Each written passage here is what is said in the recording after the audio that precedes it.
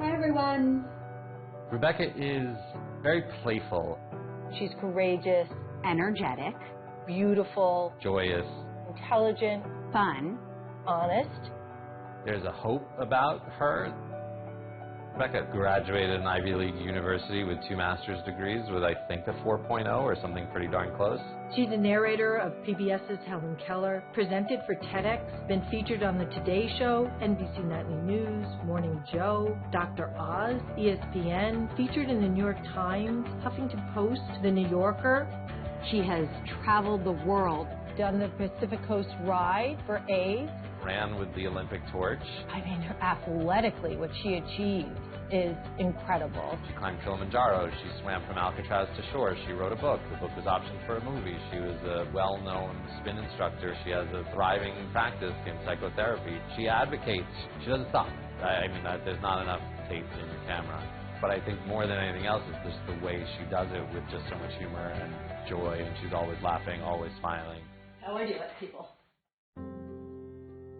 My name is Rebecca Alexander, and I think my biggest achievement has been living with Usher syndrome. Because despite everything I've accomplished so far in my life, the most difficult thing is living every day knowing that I'm going deaf and blind. So a normally sighted person has 180 degrees of vision when looking straight ahead. I have retinitis pigmentosa, that's the vision part of Usher syndrome. So I have tunnel vision, but there's a smaller group of us within the RP community and Usher community that have donut vision. I have about 10 degrees of my centralmost vision, and I have this outermost periphery. So I can see my hands here. I can't see them, I can't see them, I can't see them, I can see them. With my vision loss has come the hearing loss too. So without the use of my cochlear implants, I am completely deaf. It's hard to explain what it's like living with Usher syndrome, but it's like living in this constant state of uncertainty and somehow finding the strength, the ability to live with this slow, inevitable loss. When I was younger, before I was officially diagnosed, I remember always feeling like there was something maybe off or wrong with me and not really knowing what. I tripped over the dogs, or I wasn't as able as my brothers were. I remember hearing so many of my teachers tell my parents that I had my head in the clouds, that I wasn't focused, and that made me feel like I should question myself and my abilities. That was really the fire that fueled my desire to not only prove to myself, but to prove to everyone who ever doubted me that I would be able to accomplish anything I set myself out to do. I met Rebecca shortly after 2 of my 4 kids were diagnosed with Usher syndrome. I received a phone call from one of my friends that said there's a woman on TV that's speaking about her book, and she has Usher syndrome. So I went to hear her speak, and afterwards I introduced myself to her. She instilled such knowledge and confidence in the future of what my kids can be and what they could look forward to being, that they will live full lives having Usher syndrome. My son was diagnosed with Usher syndrome shortly after his first birthday. And so when I met Rebecca and saw how amazing of a life she has built, I needed to learn from her how I could help clear the path for this little boy to move mountains himself. I think that we need to have more role models for children and for people. When I was growing up, I didn't have deafblind role models.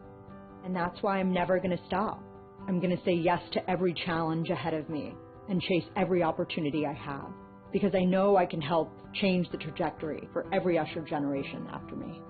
Having someone like Rebecca being able to provide this example of a very successful, very independent, very strong woman living in New York City with 2 master's degrees from an Ivy League university is really compelling for a parent who just got a diagnosis for their 2-year-old that they're going to go blind and deaf one day.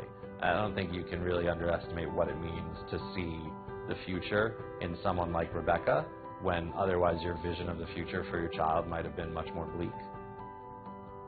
I have spoken at all different types of companies and organizations, foundations. But I specifically work with the Usher Syndrome Society because I believe in the power of storytelling. And as a nonprofit, we find creative ways to share this human experience of what it means to go deaf and blind. Often you see nonprofits in the medical space be very programmatic and rigid about the way that they raise awareness and raise funds. And our organization is very creative about solving that problem. Our goal is to help the Usher community be seen, and that's where Rebecca has come in. As a disabilities advocate living with this disease, and as a trained psychotherapist in mental health, Rebecca's able to truly connect with people and make people care and listen and want to listen. Doing science is hard work. With enough time and effort, we're going to solve both the genetic causes of disease and develop therapies for all the different types of these disorders. It's not a question of if anymore. To me, it's a question of when, and we just need to keep at it with hard work.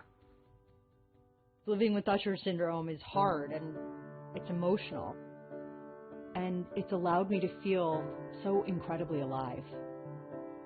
And my biggest hope now is that the impact of what I do with my life will encourage other people who face similar challenges, or even different challenges, to confront their fears.